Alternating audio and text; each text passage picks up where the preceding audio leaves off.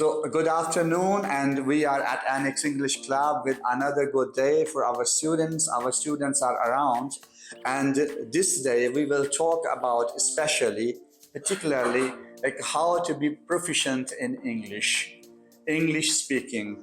The students who visit us, they are usually, they face this problem. That's how to be fluent, because fluency is one of those things that is tested by your examiner as far as your IELTS speaking is concerned.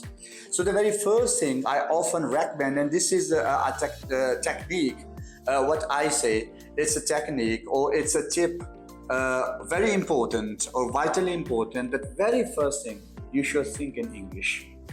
Think in the target language. We're talking about target language. Our target is English. If we want to hit the target, we have to be fluent or think in that particular language. We say think, T-H-I-N-K. It's not think, yeah, as far as pronunciation is concerned. We say think. So think in target language, the very first thing.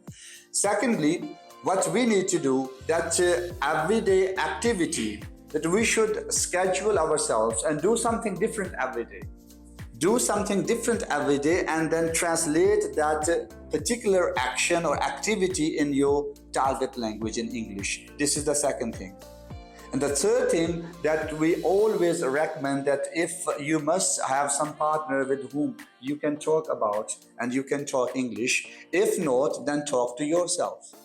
Like, for example, for this purpose, I can place myself before the mirror and talk to myself. Like, I can put a question there and then answer myself. So this is, I can talk to. 3 strategies, you need to follow them. So every day you come up over here, so at least we will devote 3 to 4 minutes for every student, that he should come up with expressions and phrases. What did he do yesterday? First thing, think in English. Talk to yourself and develop a habit of everyday activity and then translate it into the target language. This is how we can hit the target. So because I will always reckon and I always recommend that English speaking especially is not difficult.